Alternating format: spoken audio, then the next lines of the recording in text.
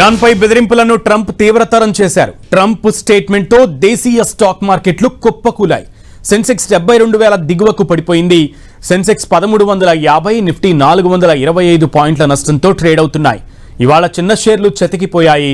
నష్టాలను IT, auto, capital goods సూచీలు lead చేస్తున్నాయి. అమ్మకాల ఒత్తిడిలో 16 ప్రధాన రంగాలు ఉన్నాయి. ఎఫ్పిఐలు నిన్న 8,331 కోట్ల విలువైన షేర్లను విక్రయించారు. ఆల్ టైమ్ గరిష్టం స్థాయి నుంచి సెన్సెక్స్, నిఫ్టీ 16 నుంచి 17% పడిపోయాయి.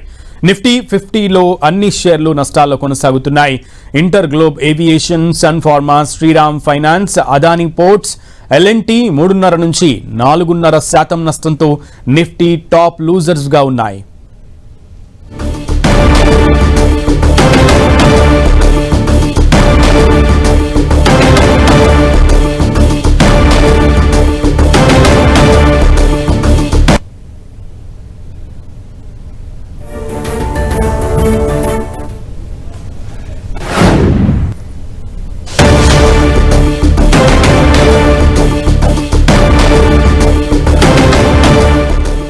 క్రూడ్ ఆయిల్ ధర మళ్లీ భగ్గుమంది. ఇవాళ బ్రెంట్ క్రూడ్ ధర ఏకంగా 6% పెరిగింది. దీంతో మళ్లీ $107 దాటింది బ్రెంట్ క్రూడ్.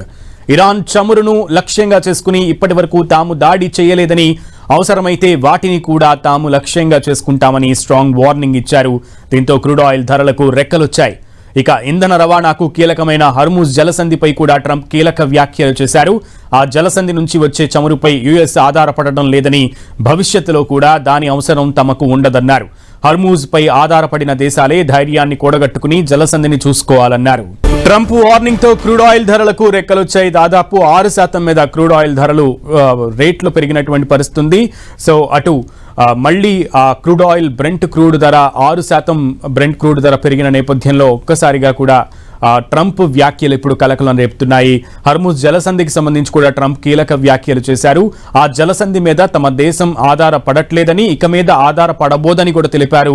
ఈ నేపథ్యంలో హర్ముజ్ జలసంధి మీద ఆధారపడే దేశాలే హర్ముజ్ జలసంధిని తెరుచుకునే బాధ్యత తీసుకోవాలంటూ కూడా వ్యాఖ్యానించారు. రైట్, ఒక పక్కన స్టాక్ మార్కెట్లు నష్టాలను చవిచూస్తున్నాయి. ట్రంప్ స్టేట్మెంట్స్ అటు దేశీయ స్టాక్ మార్కెట్లను, అలాగే ఇటు ప్రపంచంలో ఉన్నటువంటి క్రూడ్ ఆయిల్ ధరలను కూడా అమాంతం పెంచేస్తున్నాయి. సో ట్రంప్ స్టేట్మెంట్స్ ఎంత ఎఫెక్ట్ చేశాయి, స్టాక్ మార్కెట్లో ఒడిదుడుకులకు అసలు కారణాలు ఏంటి అనే విషయాలన్నింటినీ తెలుసుకుందాం. ఈరోజు మనతో పాటు ఫోన్ ఇన్లో అందుబాటులోకి వచ్చారు క్రాంతి బత్తిని గారు, అనలిస్ట్. సో క్రాంతి బత్తిని గారు, గుడ్ మార్నింగ్. సో ఈ స్టేట్మెంట్స్ అంటే ట్రంప్ స్టేట్మెంట్స్ని ఎలా చూడాలి, అండ్ అలాగే ఒక ప్రక్కన స్టాక్ మార్కెట్లు మళ్ళీ కూడా దిగాలమంటున్నాయి. సో దానికి కారణం ఏంటి? మనం చూసినట్లయితే ఇండియన్ మార్కెట్స్ కొత్త ఫైనాన్షియల్ ఇయర్ చాలా స్ట్రాంగ్ గా మార్కెట్ లో రీబౌండ్ అనేది చూస్తాం. ఒక బ్రాడ్ బేస్డ్ బయింగ్ ఇంట్రెస్ట్ అనేది నేను మార్కెట్ లో ఉంటాం మనం చూసాం. ఏదైతే మార్కెట్ యాంటిసిపేషన్ ఈ రోజు మార్నింగ్ 6:30కి ప్రెసిడెంట్ ట్రంప్ అమెరికన్ నేషన్ ని అడ్రస్ చేయడం జరిగింది. బట్ ఏంటంటే ప్రపంచవ్యాప్తంగా ప్రతి ఒక్కళ్ళు ఆయన స్పీచ్ కోసం వెయిట్ చేశారు. కానీ ఏంటంటే ట్రంప్ యొక్క స్పీచ్ ఒక సర్టనిటీ క్రియేట్ చేస్తుందంటే ఇంకా అన్సర్టనిటీని పెంచడం మనం చూసాము. ఎక్కడైతే ఈ యుద్ధానికి ఏదైనా కంక్లూజన్ గా ఏమైనా రిమార్క్స్ ఉంటాయంటే ఎక్కడ కంక్లూజివ్ రిమార్క్స్ అనేవి ట్రంప్ స్పీచ్ లో కనపడలేదు. ఇన్ఫాక్ట్ ఆయన స్పీచ్ తర్వాత మార్కెట్ లో ఇంకా కన్ఫ్యూజన్ అనేది పెరిగింది.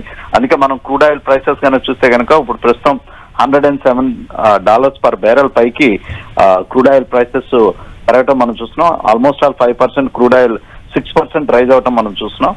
అందుకే ఇండియన్ మార్కెట్స్ లో నిన్న మనం ఏదైతే ర్యాలీ చూసామో దానికి కంప్లీట్ రివర్సల్ అనేది ఇప్పుడు చూస్తున్నాం. ఎగ్జాక్ట్లీ నిన్న కొంచెం శుభపరిణామం అనిపించింది. నిన్న కొంచెం లాభాలను చూసాము. సో అది కంటిన్యూ అవుద్ది అనుకునేసరికి మళ్ళీ ట్రంప్ స్టేట్మెంట్స్ తో బాంబులు పేల్చారు. ఈ నేపథ్యంలో అసలు ఏ స్టాక్స్ ఎక్కువగా అమ్మకాల ఒత్తిడికి గురవుతున్నాయి? ఇప్పుడు ప్రస్తుతం మనం చూసినట్లయితే నిఫ్టీలో ఉన్నటువంటి ప్రధాన స్టాక్స్ అన్ని ఈ రోజు అమ్మకాల ఒత్తిడి అనేది కొనసాగుతుందండి. Complete broad based sell off అనేది ప్రస్తుతం అయితే మార్కెట్ లో ఉంది. కానీ ప్రస్తుతం మనం చూసినట్లయితే నిన్న ఏ రకంగా బయింగ్ ఇంట్రెస్ట్ అనేది మార్కెట్ లో వచ్చిందో దానికి కంప్లీట్ రివర్సలే ప్రస్తుతం మనం చూస్తున్నాం. ప్రస్తుతం చూసినట్లయితే TCS almost all stocks in నిఫ్టీలో 50 స్టాక్స్ లో ప్రతి స్టాక్ నెగిటివ్ లోనే ఉంటాం మనం ప్రస్తుతం చూస్తున్నాం.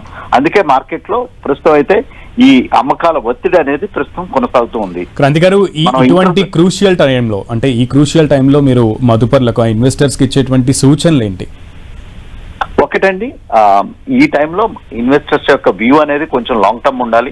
ఎందుకంటే ఈ రోజు యుద్ధం గాన మనం చూసినట్లయితే మిడిల్ ఈస్ట్ లో పెరిగినటువంటి టెన్షన్స్, ఎస్కలేషన్స్ ఈరోజు 32nd డేకి చేరువైనాయి. 32nd day. సో దీన్ని ఎట్లాగో మనం ఇనిషియల్ గా 1-2 వీక్స్ అనుకున్నాం, స్లోగా ఒక మంత్ దాటం మనం ప్రస్తుతం చూస్తున్నాం. సో ఇంకా ఎన్ని రోజులు ఈ యుద్ధం కొనసాగుతుంది, ఈ స్ట్రైట్ ఆఫ్ హార్మోజ్, ఈ Gulf of Hormuz, Persian Gulf లో ఇటు ప్రస్తుతం ఉన్నటువంటి ఈ లాక్ జామ్ ఏదైతే ఉందో అది ఎన్ని రోజులు ఉంటుందో కూడా ఇంకా చెప్పడానికి చాలా అన్సర్టన్ గా ఉంది. బట్ ఇన్వెస్టర్స్ ఒక లాంగ్ టర్మ్ వ్యూ కనుకుంటే 2 to 3 years ఇన్వెస్ట్మెంట్ హొరైజన్ కనుక ఉంటే కనుక డెఫినెట్ గా ఈ టైంలో ఇండియన్ కంపెనీస్ ని స్లోగా అక్యుములేట్ చేసుకోవచ్చు ఇన్వెస్టర్స్. ఇది medium to short term phenomena కింద చూడాలి. లాంగ్ టర్మ్ లో ఒకసారి గల్ఫ్ ఆఫ్ హార్మోజ్ కనుక ఓపెన్ అయితే కనుక మళ్ళీ క్రూడ్ ఆయిల్ ప్రైసెస్ మళ్ళీ తిరిగి మళ్ళీ తిరిగి నార్మలైజ్ అవడానికి అవకాశాలు క్లియర్ కట్ గా కనపడుతున్నాయి. కానీ ఏంటంటే అన్సర్టనిటీ, ఈ యుద్ధం ఎన్ని రోజులు జరుగుతుందో అది ప్రతి ఒక్కరికి అన్సర్టనిటీగానే ఉంది. ఇన్ఫాక్ట్ ఈ రోజు ప్రెసిడెంట్ ట్రంప్ స్పీచ్ గానే చూస్తే చాలా కన్ఫ్యూజ్డ్ గా ఉన్నట్లుగా కనపడింది. ఎక్కడ ఒక కాంక్రీట్ స్టేట్మెంట్ ఏమీ రాలేదు ఏ విషయంలోనూ. ఎస్ క్రాంతి గారు, అయితే ఈ విషయంలో చాలా పర్టికులర్గా ఒక ప్రశ్న అడుగుదాం అనుకుంటున్నాను. అంటే స్టాక్ మార్కెట్ల క్రాష్ కారణంగా మదుపర్లు చాలా నష్టపోతున్నటువంటి సిచ్యువేషన్ ఉంది. సో ఈ సమయంలో ఏ షేర్లను హోల్డ్ చేయడం మంచిదంటారు? ఈ టైంలో మనం చూసినట్లయితే ప్రతి రంగం, ఎందుకంటే క్రూడ్ ఆయిల్ మనం 85% ఆఫ్ ద క్రూడ్ ఆయిల్ ని మనం ఇంపోర్ట్ చేసుకుంటాం. అందువల్ల క్రూడ్ ఆయిల్ యొక్క ప్రభావం అనేది ప్రతి సెక్టర్ మీద డైరెక్ట్ గా కానీ ఇండైరెక్ట్ గా కానీ ప్రభావితం చూపిస్తాయి. కొన్ని సెక్టర్స్ డైరెక్ట్ గా ప్రభావితం అవుతాయి, కొన్ని సెక్టర్స్ ఇండైరెక్ట్ గా ప్రభావితం అవుతాయి. ఎందుకంటే ఎవ్రీథింగ్ హ్యాస్ టు మూవ్, ఆ మొబిలిటీ అనేది ఉండాలి. ఏ రకమైనటువంటి ఇంకా మన ఇండియాలో మనకి ఇంకా రిటైల్ మార్కెట్ లో పెట్రోల్, డీజిల్ ధరలు పెరగలేదు కాబట్టి ఇంకా ఫిక్స్డ్ గానే ఉన్నాయి. పెద్ద ప్రభావితం ఇంకా మనం డైరెక్ట్ ఇంపాక్ట్ అనేది ఇంకా చూడలేదు. ప్రస్తుతం అయితే ఏవియేషన్ రంగం, నెక్స్ట్ పెయింట్స్, నెక్స్ట్ ఎల్పిజి, వీటి మీద ఇంకా ప్రభావితం అనేది ప్రస్తుతానికి ఉంది. కానీ ఇంకా డైరెక్ట్ డీజిల్ మీద ఎటువంటి ప్రైస్ ఇంక్రీజ్ జరగలేదు. మనం చూసినట్లయితే యుఎస్ లో కనుక చూసినట్లయితే ఆల్రెడీ అక్కడ gasoline prices already $4 per gallon కి వెళ్ళటం మనం చూస్తున్నాం. బట్ ఇండియాలో అయితే ఇంకా పెరగలేదు. ఎందుకంటే పెరిగిన కాస్ట్ ని మన ఆయిల్ మార్కెటింగ్ కంపెనీస్ కానీ గవర్నమెంట్ కానీ అబ్జర్వ్ చేస్తుంది. ఎన్ని రోజులు ఇట్లా చేస్తుందో మనం వేచి చూడాలి. సో ప్రస్తుతానికైతే investors medium to short term లో ఏదైతే హెల్త్ కేర్ రంగాన్ని, హాస్పిటల్ రంగం, ఇది కంప్లీట్లీ ఇన్సులేటెడ్ అయినటువంటి రంగం, లేకపోతే డిఫెన్స్ రంగం, డిఫెన్స్ స్టాక్స్ కనుక నిన్న మనం చూసినట్లయితే బాగా పెరిగినాయి. ఈ రోజు కొంచెం ప్రాఫిట్ బుకింగ్ డిఫెన్స్ స్టాక్స్ లో అవుతుంది. సో ఇటువంటి స్టాక్స్ ని బై చేసినట్లయితే మీడియం టు షార్ట్ టర్మ్ కి ఈ స్టాక్స్ మంచి ఇన్సులేటెడ్ సెక్టర్స్ కింద ఉంటాయి. అంతేకాకుండా పవర్ రంగం కూడా మనం చాలా ఇంపార్టెంట్. సో ఈ పవర్ స్టాక్స్ లో కూడా ఎటువంటి కరెక్షన్ వచ్చినా మీడియం టు లాంగ్ టర్మ్ కి ఇన్వెస్టర్స్ డెఫినెట్ గా బై చేయొచ్చు. క్రాంతి గారు, ఇవాళ మనం చూసుకుంటే దాదాపు బ్రెంట్ క్రూడ్ ధర 6% మీరు పెరిగింది. సో క్రూడ్ ఆయిల్ రేట్ ఇంకా పెరిగే అవకాశం ఉందా? ఈ విషయంలో మీ విశ్లేషణ ఏంటి? మనం మార్చి నెలలో కనుక చూస్తే క్రూడ్ ఆయిల్ ఈ రీసెంట్ హై అనేది 11 years హై 119.50 పర్ బ్యారెల్ వెళ్ళటం మనం చూసాం.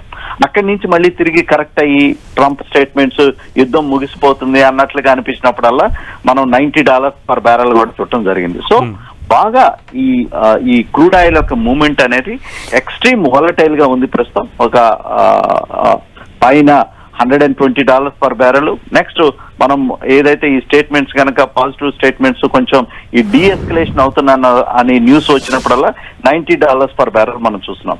ఇన్ కేస్ ఈ వార్ ఎస్కలేషన్ అనేది ఇట్లనే కొనసాగితే crude oil 120, 130, $150 per barrel touch అయినా ఆశ్చర్యపోవాల్సిన అవసరం అయితే లేదు. కానీ ఏంటంటే దీన్ని ఒక షార్ట్ టర్మ్ పరిణామం కింద చూడాలి. ఇన్ కేస్ ఏదన్నా ఒక డీఎస్కలేషన్ జరిగి ఈ గల్ఫ్ ఆఫ్ హార్మోజ్ నుంచి క్రూడ్ ఆయిల్ గనక మూవ్మెంట్ గనక క్లియర్ అయితే గనక మళ్ళీ క్రూడ్ ఆయిల్ మళ్ళీ తిరిగి సాఫ్ట్న్ అవటానికి, ధరలు తగ్గటానికి క్లియర్ కట్ అవకాశాలు ఉన్నాయి. కానీ ఏంటంటే ప్రస్తుతానికైతే చాలా లాట్ ఆఫ్ అన్సర్టనిటీ అనేది ఉంది. అందుకే ప్రస్తుతం క్రూడ్ ఆయిల్ ప్రైసెస్ పైకి వెళ్తున్నాయి.